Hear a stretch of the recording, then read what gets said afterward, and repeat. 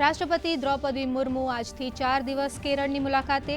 આવતીકાલે શબરીમાલા મંદિરની લેશે મુલાકાત. તો તિરુવનંતપુરમ રાજભવન ખાતે ભૂતપૂર્વ રાષ્ટ્રપતિ KR નારાયણની પ્રતિમાનું કરશે અનાવરણ.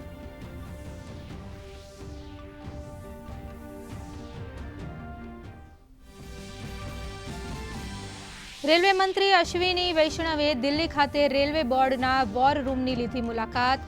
તહેવારોની સિઝન દરમિયાન મુસાફરોની અવરજવરની કરી સમીક્ષા. કહ્યું, તહેવારોની સિઝન દરમિયાન વધેલી મુસાફરીની માંગને પહોંચી વળવા માટે કરાઈ છે વિશેષ વ્યવસ્થા.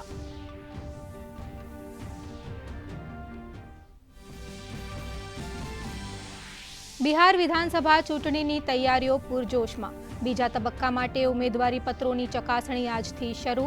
પ્રથમ તબક્કા માટેનું ચિત્ર થયું સ્પષ્ટ. 6 અને 11 નવેમ્બરના રોજ યોજાશે મતદાન.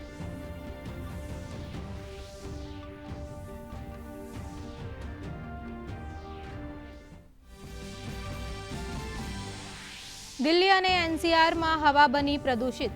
હવાની ગુણવત્તા ખૂબ જ ખરાબની શ્રેણીમાંથી પહોંચી અતિ ગંભીર શ્રેણીમાં. વાયુ પ્રદૂષણની ગંભીર સ્થિતિને ધ્યાને રાખી GREP 2 કરાયો લાગુ.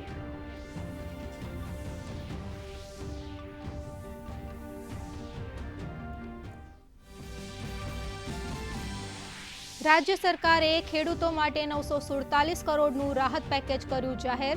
ઓગસ્ટ અને સપ્ટેમ્બર મહિનામાં જૂનાગઢ, પંચમહાલ, કચ્છ, પાટણ અને વાવ-થરાદમાં વરસાદથી થયું હતું નુકસાન. 18 તાલુકાના અંદાજિત 800 ગામોમાં સહાય ફાળવવાનો નિર્ણય.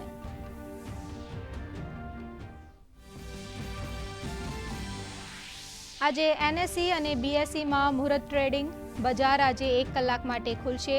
રોકાણકારો બપોરે 1:45 વાગ્યાથી 2:45 વાગ્યા સુધી કરી શકશે રોકાણ.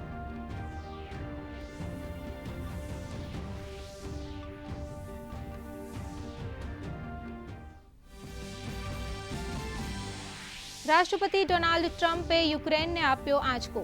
ટ્રમ્પે કહ્યું, રશિયા સામે યુક્રેનનો વિજય મુશ્કેલ. સાથે કહ્યું, કંઈ પણ થવાની સંભાવના યથાવત.